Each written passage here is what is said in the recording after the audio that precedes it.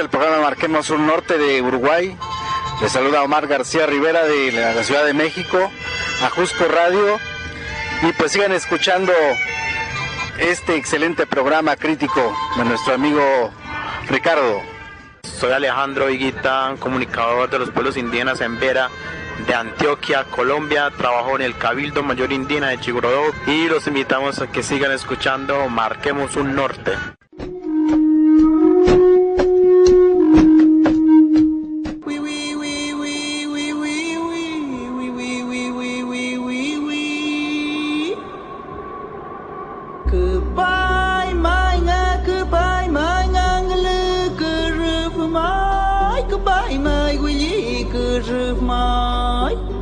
Le damos la palabra al licenciado Federico Aguirre del Instituto de Derechos Humanos de Chile. Bienvenido.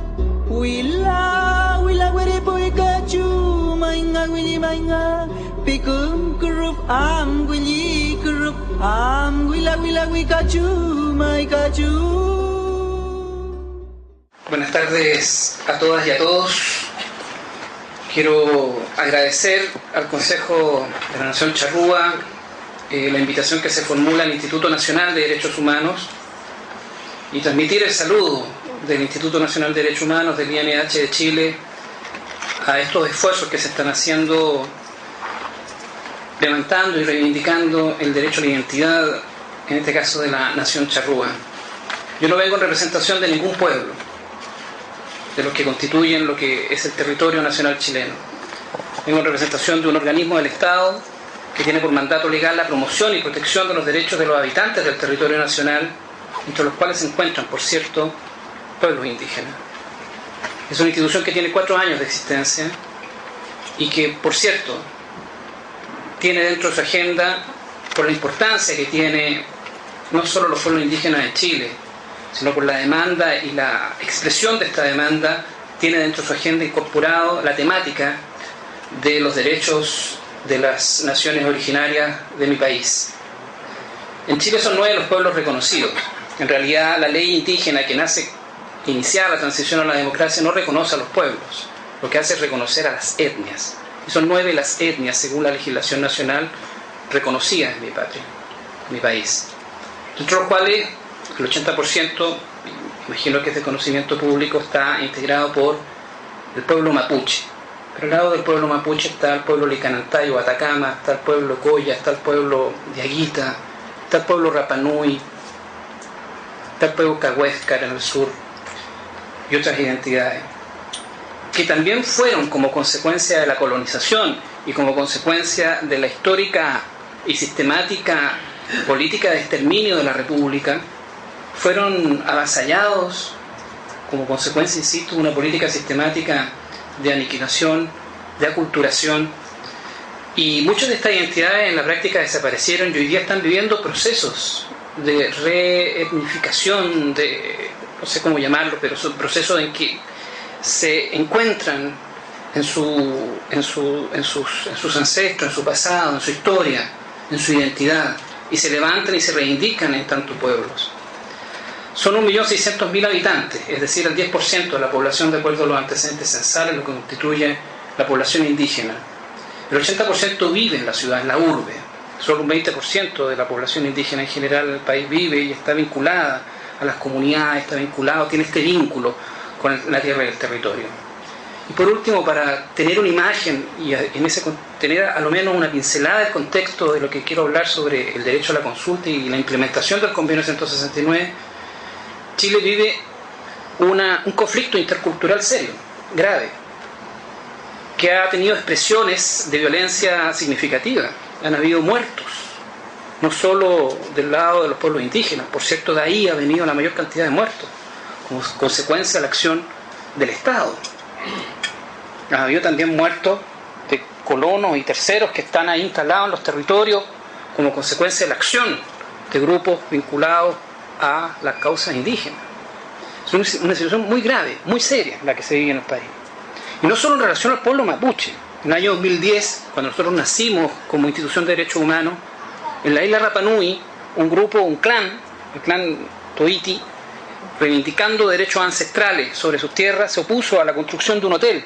Y eso generó una represión muy feroz por parte del Estado, y en favor del hotel que se quería instalar en territorio Rapa Nui, territorio maorí.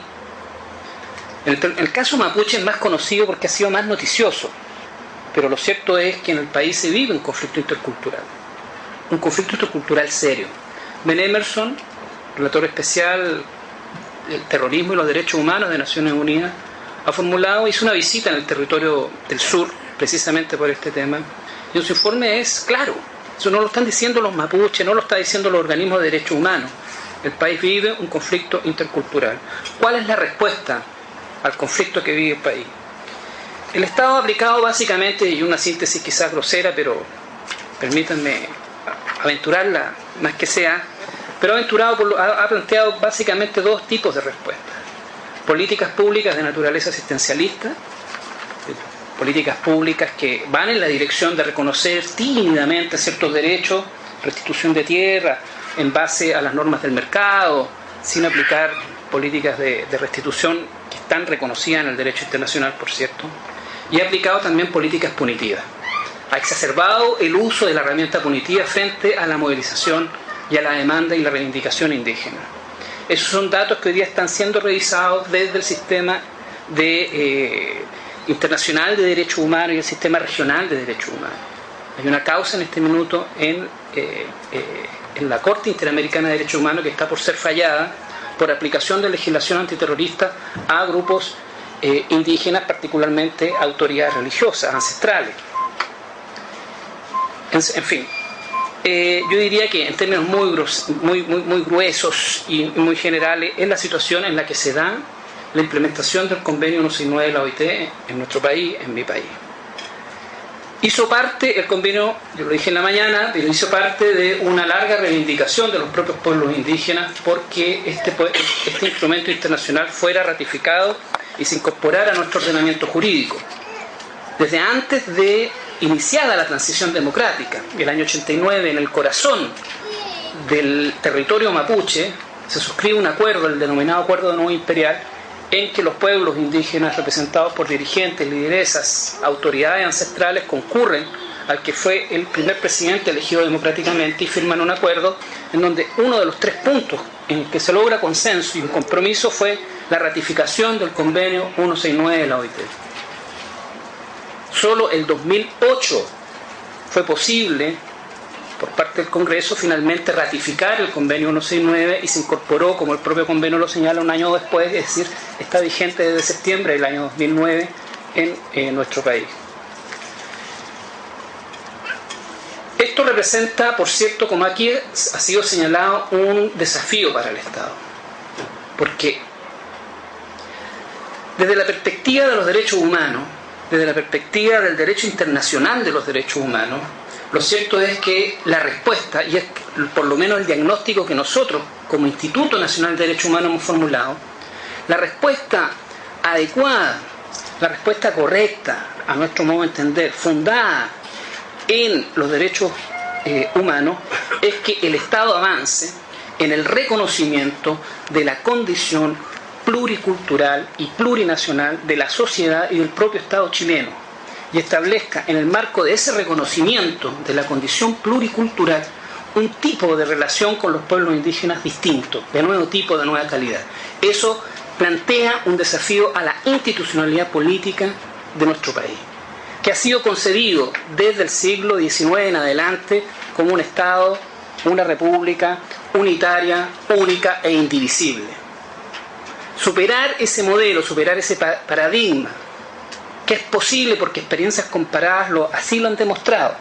No me estoy refiriendo solo a Bolivia, no me refiero solo a Ecuador, me refiero a países desarrollados en que se han instalado y se han construido relaciones en las cuales hay este tipo de reconocimiento.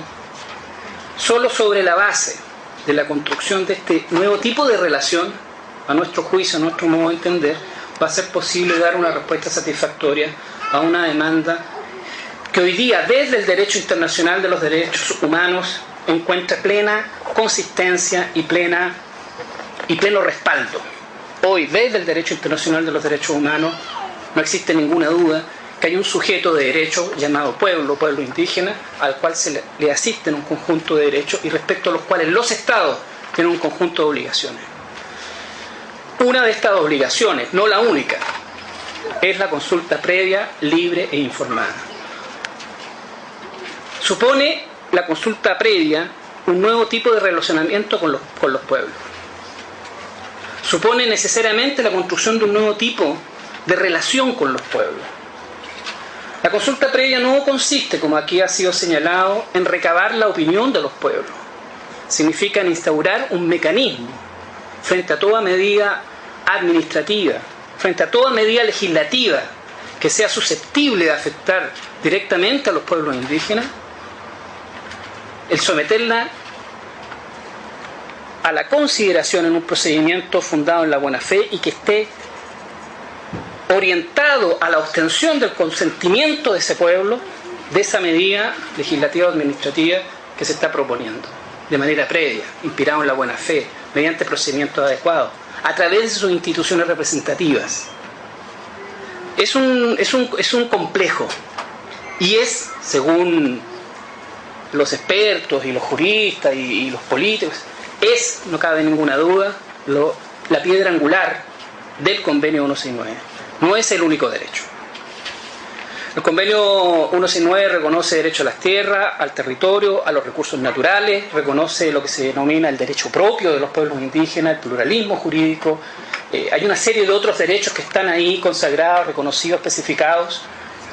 Es, sin embargo, la consulta un deber del Estado del primer orden, llamémoslo, porque es el establecimiento, insisto, de un nuevo concepto de relacionamiento con las identidades y con los pueblos. Sin estar netamente inspirado en el principio de la autodeterminación, ojo, sin estar completamente inspirado en el principio de la autodeterminación, de alguna manera se orienta, y es cosa leer bien el preámbulo del convenio 169, se orienta en la dirección de reconocer este principio de la autodeterminación. Y esto es un temazo, porque aquí hay contradicciones también en el convenio 169 y hay que decirlo con todas sus letras para no engañarnos y para no generar expectativas. Porque al mismo tiempo que el convenio reconoce la condición de pueblo y por lo tanto de sujeto colectivo titular de derechos, lo que todo eso significa, al mismo tiempo que hace ese reconocimiento, al mismo tiempo dice, pero todo lo que se dice en relación a la condición de pueblo no se debe entender a cómo lo entiende el derecho internacional. Es decir, está diciendo, sí son pueblos, pero no son tan pueblos como el derecho internacional entiende lo que son los pueblos. La Declaración de Derechos del Pueblo Indígena del año 2007 va más allá. ¿Por qué? Yo lo decía en la mañana, ojo, estos instrumentos son los estándares mínimos, son los bases, representan los consensos políticos, jurídicos a los que fue posible arribar en una época histórica determinada. Porque como ha dicho el defensor del pueblo de Uruguay, y yo comparto su opinión, los derechos humanos son construcciones históricas que representan los consensos posibles en momentos históricos determinados y son herramientas que en este caso, en mi humilde opinión, pueden servir a las causas a las reivindicaciones más sentidas de ciertos colectivos que históricamente han sido vulnerados en su dignidad y en sus derechos. No cabe ninguna duda que el convenio y en particular la consulta previa, libre e informada impone enormes desafíos al Estado. Enormes desafíos al Estado. Detrás de esto no solo hay un problema de técnica jurídica, no solo hay un problema, hay primero que nada un problema político. Tiene que ver con la distribución del poder en el Estado.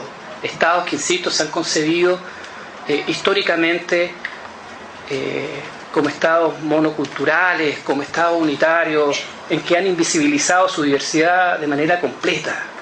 En el caso de Chile eso es, y ustedes los que conocen Santiago lo pueden percibir. Se trata de poblaciones que se encuentran completamente invisibilizadas hasta el día de hoy, a pesar de la demanda, de la lucha y la reivindicación sostenida por ciertos colectivos y pueblos. En el caso de la consulta se han elaborado dos reglamentos. Un reglamento en el marco del Servicio de Evaluación de Impacto Ambiental, y eso ya habla de cómo fue lo primero que se hizo, incluso con cierta seriedad, que fue reglamentarla en el marco de la evaluación de los proyectos de inversión. ¿Por qué? Porque se dieron cuenta, y esto es la valentía e inteligencia de algunos dirigentes indígenas, que la judicialización del Convenio 11.9 estaba afectando seriamente proyectos de inversión en tierra y territorios indígenas, y los tribunales de justicia de mi país estaban deteniendo esos proyectos de inversión millonarios. Estoy hablando de industria extractiva, pesquera, energética.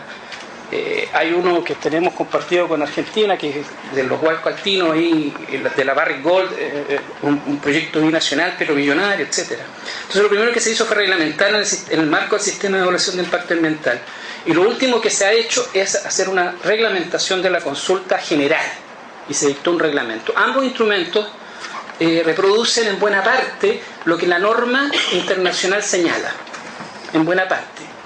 Tiene algunos aspectos deficitarios, ambos instrumentos están en proceso de implementación, se van a empezar a implementar. Nosotros hemos elaborado minutas críticas frente a estos instrumentos, pero tiene que hacer su curso y tienen que ver cómo funciona.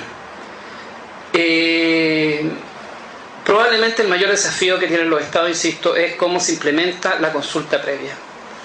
Yo quiero solo, para concluir, decir lo siguiente: constituyendo la consulta un derecho humano fundamental para los pueblos indígenas, recabado, recogido y resguardado desde el derecho internacional por un sinnúmero de instrumentos internacionales, no solamente el convenio, sino la declaración y otras resoluciones en el ámbito internacional, siendo considerado hoy un principio general del derecho internacional.